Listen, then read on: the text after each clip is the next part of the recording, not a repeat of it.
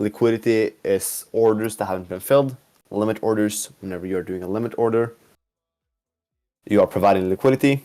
Whenever you're market ordering, you are you're taking liquidity. Liquidity is what allows people to market order. It's essentially just open limit orders. You guys probably know what that is. If you don't, now you do.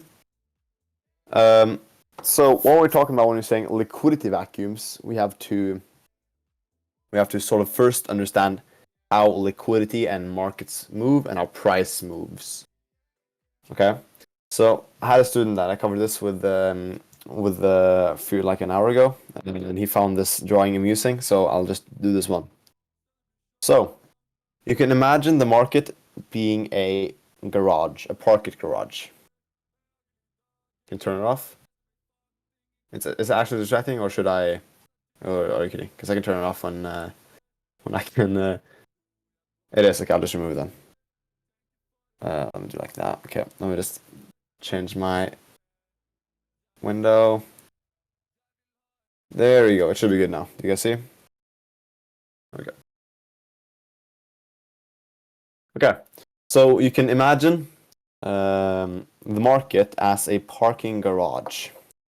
For price to go up, you have to move up. Let's imagine a car here. This is a car, an Audi or whatever car. For this car here, this car is price, essentially. No dark mode? Oh God, Jesus Christ. There we go. Okay. So this is a car, or shoot, it's a car. Fuck you. So for this car here, this car is the price. For the price to go up, it has to break through this ceiling. It can't go up a story if it's not breaking through the ceiling. It's just stuck there. So when price goes up, you are breaking the ceiling. Let's draw another car here.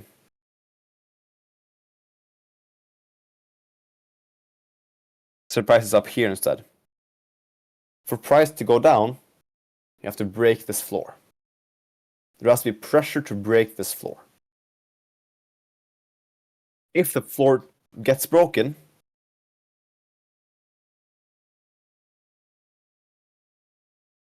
that, like that, and like that.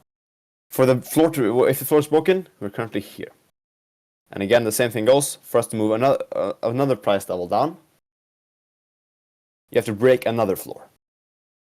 So there takes pressure to break the floors. And the floors are essentially liquidity. The floors here are limit orders. When we are the floors are limit buy orders, the ceilings are limit sell orders. Because limit orders cannot move price. I repeat, limit orders cannot move price. That's impossible. Okay? It can only slow down price, and this makes sense. This ceiling here can't move the car. This floor here can't move the car either. Only the pressure from the car can move the price. So only market orders can move price, not limit orders. I repeat it last time, limit orders cannot move price. So these floors here are limit buys, these ceilings here are limit sells, or resistance and support. Here again, for price to go up, 1 story, 2 story, 3 story, 4 story, we have to break this ceiling, or we have to go through these limit sells. The pressure from the car, or the market buying, has to be strong enough to push through this ceiling. If it's not, it's going to stay at this price. Make sense? The only way price can move is if the market buying pressure, or the pressure from the car, is bigger and stronger than the ceiling or the floor. Does that make sense? Whenever price moves, it's not because of limit orders, it's because of market orders that's pushing against roofs and ceilings. If the market pressure is strong enough, it's going to break through the floor or break through the ceiling. And when that happens, it meets a new ceiling. If that breaks, it meets a new ceiling, etc.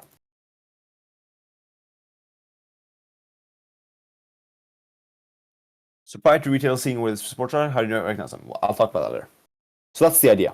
Think of the price as cars, and all the things that can move the car is market buying. The roofs and ceilings are limit orders, and they cannot move price. If there's no market orders, limit orders would just stay there, and there will be no price go horizontal. Correct. If there's no market orders, price stays completely flat, even though there are limit orders.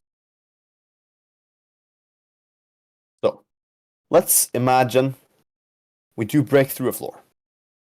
Let's imagine that happens. So I'll just remove that. Remove the car here. Let's say this car, I'll just draw one in one drawing so I don't have to move the tires separately. So like that. Let's imagine this car. The pressure here, the market pressure, market selling pressure in this case, was strong enough to break through this floor. It was strong enough to break through these limit buyers. Essentially, the market sellers were stronger than the limit buyers at this level, which made us break through. If that happens again, we break through another floor. Okay?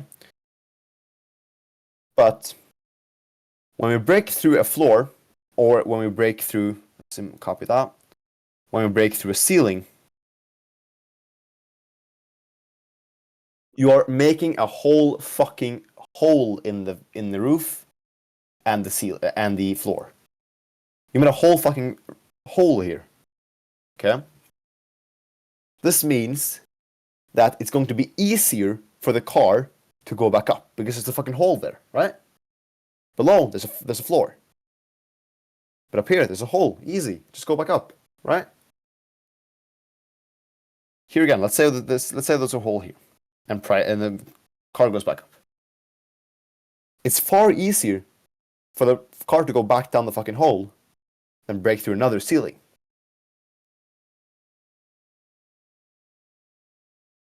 This means that it's easier for price to go down if it just went up. Same thing. If it's easier for price to go up, so here, go up again, if it just broke down. Because the roof or ceiling or floor hasn't been repaired by the fucking janitor yet. It has to be repaired first. Yeah? So once you break the floor, there's a hole in the ceiling, in this case. This means that it's easier for the car to go back up until this floor or ceiling is repaired. When this is repaired, it's equally hard to go up and down because there's a ceiling there. Okay? And this is what we call liquidity vacuums. When there simply is too many holes, so you break through that, break through that, break through that, and break through that. This means that we are currently seeing, let's draw that with a white one so we can, actually I can't. There's a hole here, hole there, and hole here. There's there's holes at 1, 2, 3, 4 price levels. Okay? So this here, when these break these floors, they're filling all the buyers. But again, this market selling pressure is so strong that it just keeps going down.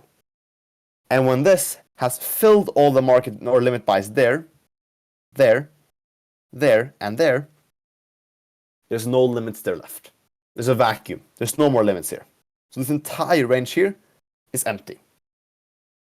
This means that there's no ceiling to stop the price from going back up. It goes right back up because there's nothing stopping it, right? But if price stays down for long enough, the janitor has time to repair the fucking floor, or the ceiling in this case. And then it's stuck there. Same thing here. Let's say the car is currently here. Let's say we break through this one. Boom. And break through another. Boom. There's now 2 fucking holes in the floor. What do we do? Well, it's far easier now for the car to go back down. Because price moved too fast up for new limit orders to be placed here, for new floors to be placed. This means that it's far easier for the price to go back down. Boom. This is the essence of liquidity vacuums. We create vacuums through the floors and ceilings we break through, which sucks the price right back down. Here again, we made a vacuum here, sucks the price back up. Okay? This means that essentially, when you see, okay, I'll go back to right here. Sorry, close your eyes, guys. It's going to be right. Boom. Okay. So as an example, imagine this. We pumped up. I'll just go to replay mode here and show you guys. 2 minutes. Here, we pumped up from 69 to 70 in 3 minutes. All these ceilings the price broke through. Red is going to be ceilings, green is going to be floors. Okay, just keep that in mind. Red is going to be ceilings, green is going to be floors.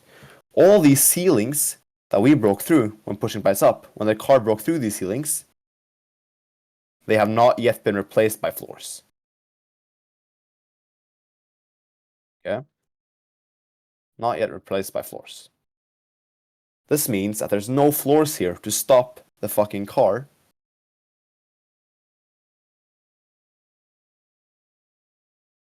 from going back down. What happens?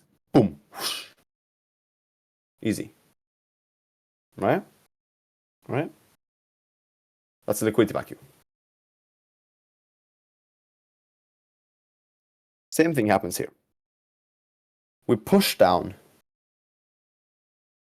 4% or from 70k to 67k in less than 3 minutes. This means that all the floors that was once here to stop price or to slow down pricing was filled and broken through. We broke through all these floors. These have not yet, again, important, yet, been replaced by ceilings yet. So there's nothing to stop the car from going back up. Which, what happens? Push right back up. Zoom. Because there's nothing to stop it. This is the essence of liquidity vacuums. Okay. Does everyone understand so far?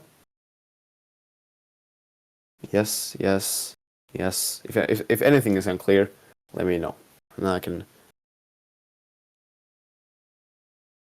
explain in terms of market and limit orders. So market orders are the force of the car. So if I go back up.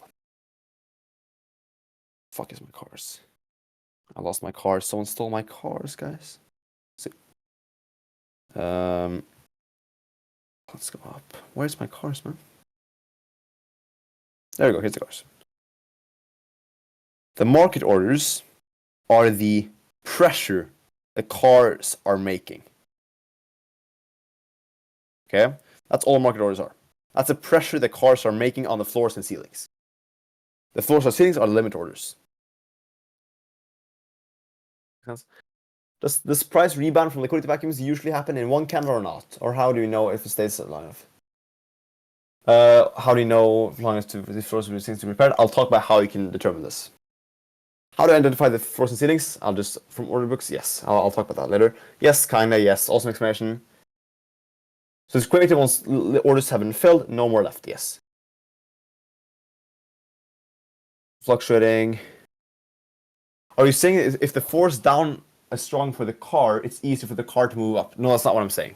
I'm saying that if the force down from the car is breaking the ceilings, or breaking the floors, or filling all the limit buyers, once that pressure has stopped, it's far easier. Far easier for the price to go back up because it has broken all the floors. So there's holes above you, right? Imagine you're in the car, you're breaking through the parking garage, and you see up, there's holes. Easy for you to go back up. Don't think of gravity. This isn't physics. Just, yeah, imagine you can fly. Liquidity is the main driver of crypto. That's false. Liquidity doesn't drive price at all. Liquidity can only stop price or halt price. It cannot move price. Impossible.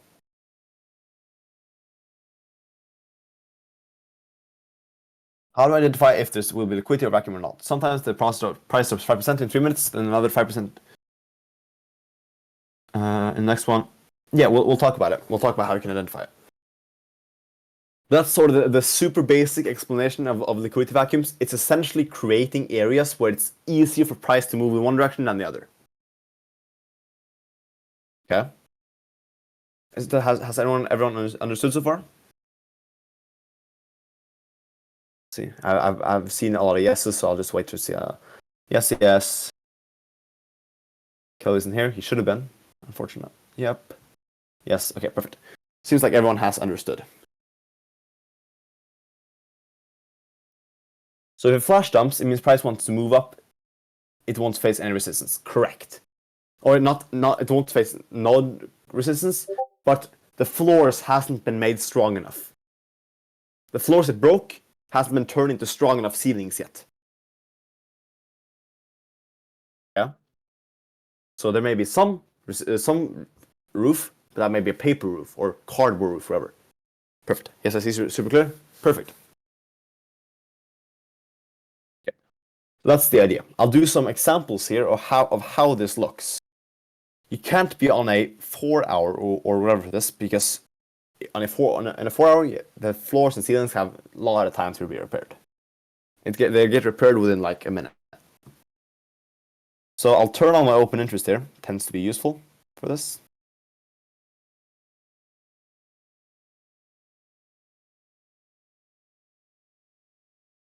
Move this. There we go. So let's look for an area where price flashed up before flashing right back down again. So we'll see here, we'll find an area where price made a huge move up. And then huge move down or opposite. So here's a good example. Remove the indicators for now because they're not useful right now. So here we dropped 1.5% in 3 minutes or so. Okay. This means that we broke through a shit ton of. Actually, I'll use a fib for this because it's actually quite easy to do. 1 sec here. I never use the fib, it doesn't work, but for this, it's a good thing to use because I can make a lot of levels with it. 0.3,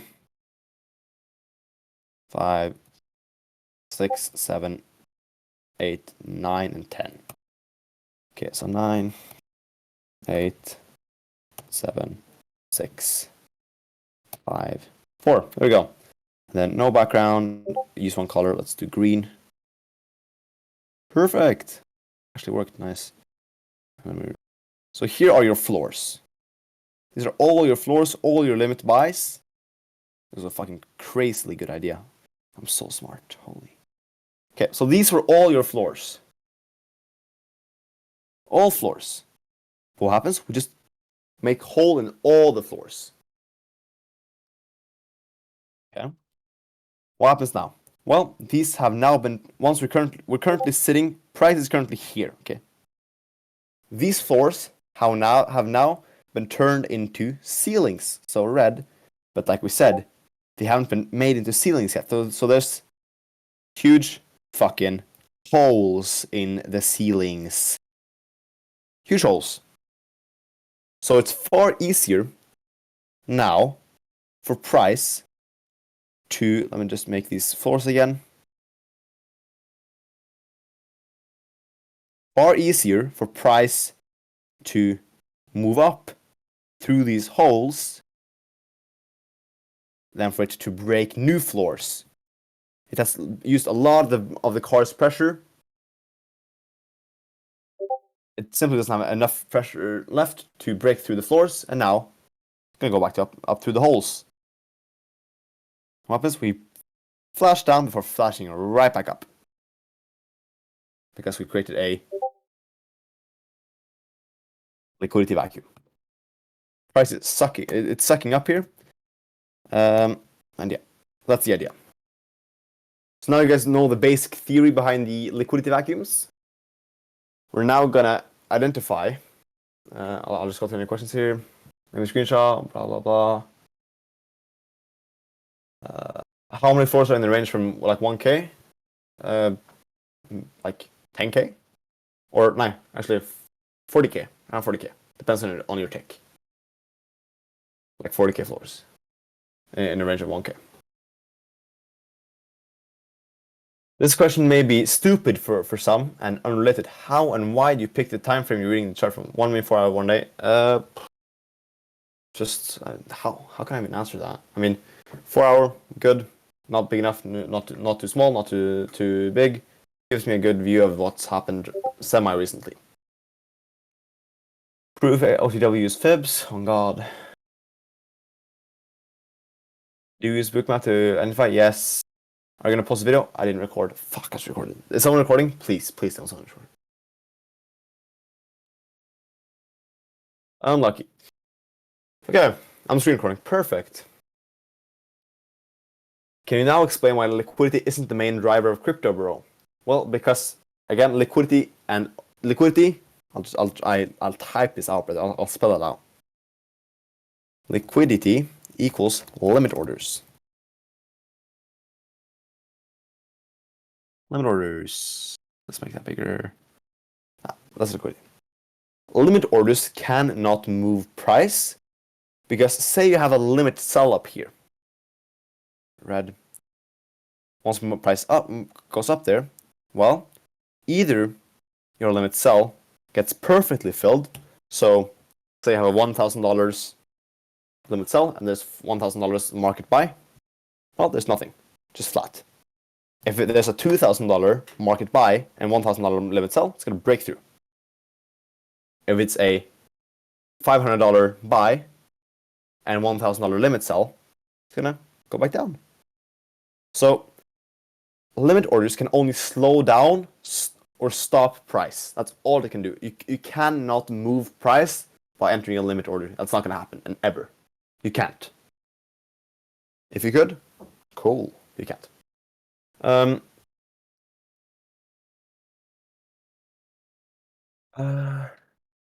Did the traders have enough time to create new limit orders?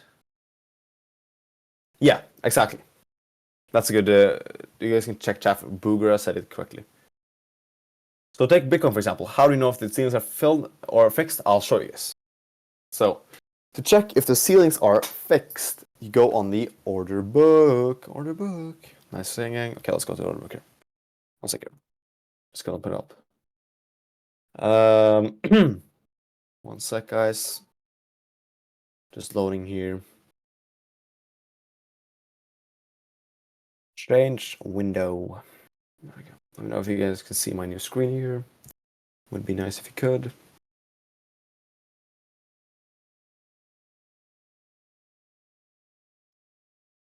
We can. Perfect. Okay. So what we have on the left here is what's called an order book. I'll maximize this for now. This is a. Want me to stop recording? No, continue. This here is a overview of all limit orders. All of them. Okay. So currently at 64837, we have around 125, 90, 60. See how this changed so fast? In this area, we have 210 worth of Bitcoin limit sells. Down here, we have 625 worth of Bitcoin longs at this level here, or Bitcoin buys. Okay. This shows you the Bitcoin value of all limits at specific levels.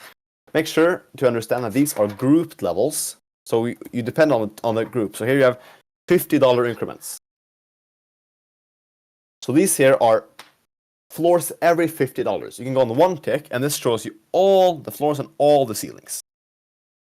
These are all the floors and all the ceilings. So most of this there's no real floors here. If you scroll up even further, actually it's too far away. So if I go to like 100, you'll see quite a bit of ceilings, quite a bit of floors. So the only thing that moves price is if market orders, these here, these greens and red, are bigger than the limit orders, because then you push through them. Okay? That's another why limit orders cannot move price. So what we can use here So you can pull out the tape. This is a record of all the buyers and all the market buys and all the market sells. Okay. If you see a huge flash of green, I don't mean something like this. That's not big enough. You need to see like 3 seconds worth of green. That means a massive amount of market longs got pushed through the market or pushed through the books. Maybe we pushed up $50. Okay. The chance that new floors, aka the blue ones, aka new limits, have been placed within 5 seconds, chance quite low. There's going to be some floors and some ceilings, but not enough to stop price from going down. So the way you would identify this is, say here you have the market selling and the market buying. If you see some insane inflow of market longs or market shorts on the order book, you would, let's say it's a huge inflow of market shorts, you can quite confidently enter a scalp long. So you can say here, you can center here, and this is going to center the price you're currently at in the middle. Say this price suddenly flushes down, boom, instantly. This has to be on the lower tick, by the way. This is just the idea. Flushes down, you see huge amounts of red here on the tape. You can enter a long scalp, waiting for or betting on there not being enough ceilings created yet. The price retraces, you close some small profits. Okay.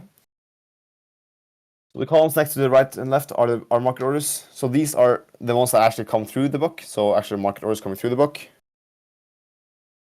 So 90 market sells have hit this level. 90 Bitcoin worth of market sells hit this level. 29 worth of Bitcoin worth of market longs hit this level here. So you see a huge amount. So let's say you have 100 in like a matter of 30 seconds. You can wait or bet on this making a liquidity vacuum, and you can long and make some small profits. These happen all the time. But again, these would have to be on smaller time frames. Let's do the 100. You'll see what happens here. We have it centered right now. Let's see what happens with the price. It's most likely going to push far up or far down. It's all the way up here now. See, all the way up there. And not that many floors developed yet, so you fall back down. You see this? Perfect example. You saw that literally almost no floors got developed, and you see all these orders hit the market, and you flush. That happened like right now, you know? So, exactly. So that's the idea. That's what we just talked about, what we just drew with the car. That's that. Okay? So yeah. Let's see if you have any questions here about that.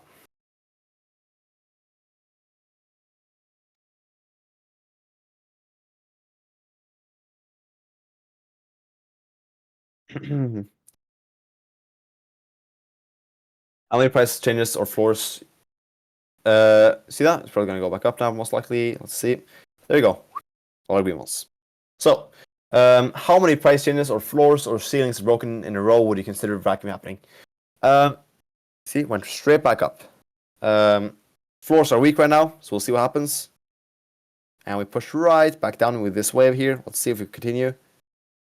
Here. Starting to develop good floors here. So now we're holding here. And then push through right through. So, there's no rule for how many floors or ceilings, because that all depends on the tick you're on.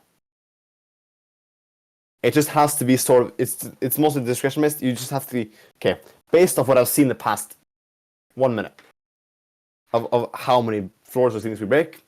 If I see far more than I've seen the past 30 seconds, that's essentially enough. Crazy shit, yeah. Take this info. Can I do quick scalps other way around if price moves a lot on the sudden? I don't know what you mean. Opposite way, what do you mean? Surely there are bots that are made to execute this kind of scalping already. Yes. The only problem is that, just like this, it's just W asked, it has to be hard coded with how many floors and ceilings. So those kinds of bots don't tend to do too well. And also, how can I say this? And anyone with you could say, with the capital to make a bot that works aren't going to be able to get filled on vacuums. He says, I can't scroll down on tape, but you saw this huge inflow. See, not many floors. We might just push down. Let's see. See what happens. I push down with all that green. See, not many floors at all. Let's see. Let's wait. Just doing it. Sort of getting caught up here, but let's see. Huge, almost no floors. Actually, here we're making quite a few floors. So we have 20 Bitcoin.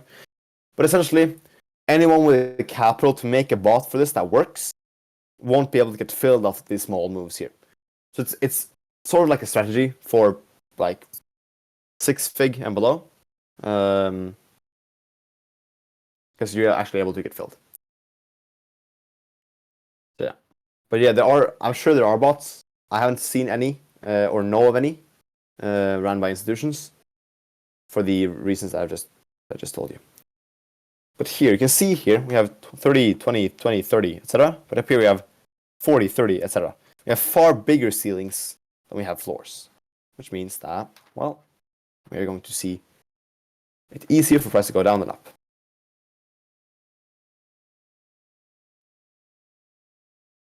How can we beat out the fees if we're only trading 0.1% moves? So the ones you're going to be trading are not 0.1% moves. If I go back to TradingView here.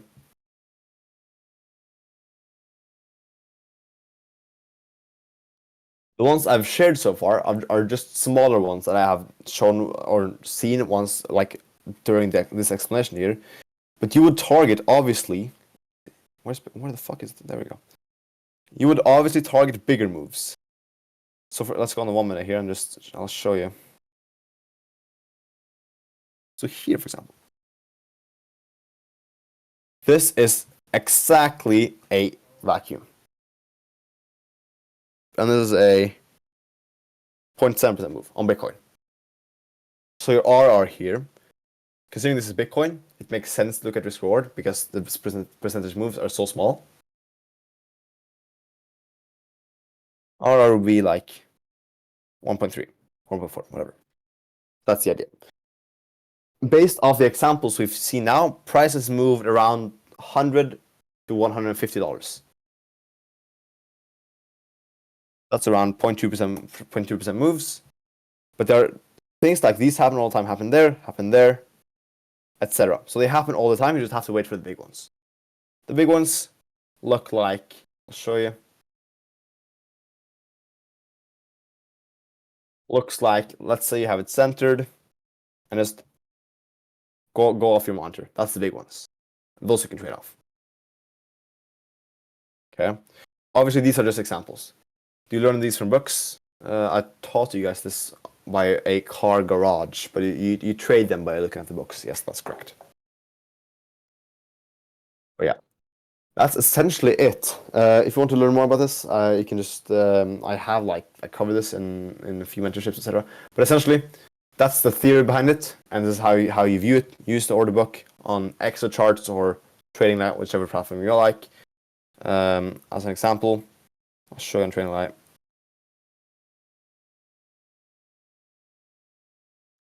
So here, let me pull out the book. So here's another order book. The problem with using the Trading Light order book is that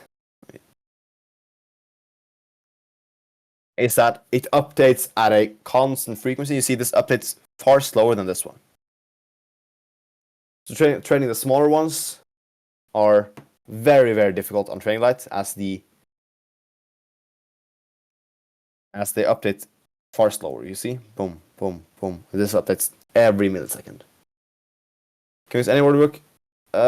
Any order book that has millisecond latency. This has 10 millisecond latency or something like that, or 20, 30, something like that. I'll check. This has 20 millisecond. Yeah, this has sub millisecond latency. So yeah. So I definitely use something other than Trading Light, but this is just an example. Do you have any videos? No, I don't. I have videos, but not about this. Any free platform? Don't think there's any free that has sub millisecond latency. Adas is free, but doesn't have has the same latency problem. Thanks though, with the man. I appreciate it. Adas has latency on the order book, unfortunately. I don't know how big that is, but there is some significant one. The last time I used Atas, so you can try. Atas is free, so you can try that out. Very interesting topic. I want to kiss you. Okay. Is the XDart order book paid to use? I'm not sure if it's paid to use. I know EXO charts are paid to use, but I don't know if the order book by itself is paid to use. I'm not sure. So basically, an order book, if it moves down quickly out of your screen and you scalp long, vice versa. Yes, that's correct. That's the idea. And it has to be on a high enough tick that it won't move away from. Because if I do like 10 tick here, or 25, say, it's gonna move away from the screen instantly all the time, right? So it has to be on a high enough tick, say like 200. 200. There we go. Has to be something like this.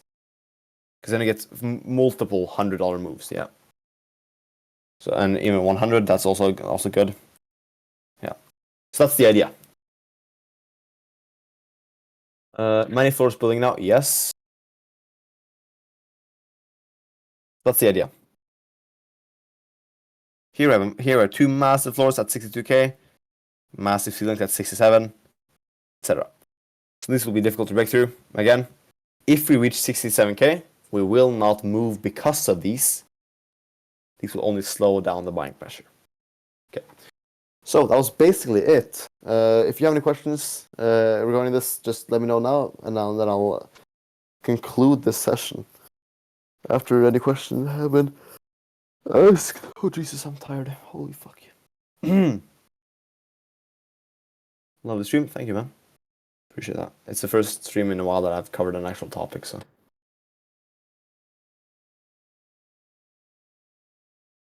Don't sleep, man. Thank you. Appreciate it. No worries. Several people talking. Thank you, OTW. Interesting topic and strat. Thanks. So to do scalps, we just place orders at big, strong floors. Rigs. No, you place longs when their ceilings are super thin, or you place shorts when the floors are super thin. So if I go back here to the 100 tick, can place strong floors, 20, 30 Bitcoin on all. Well, you'll see once we get a flash. I'll show you.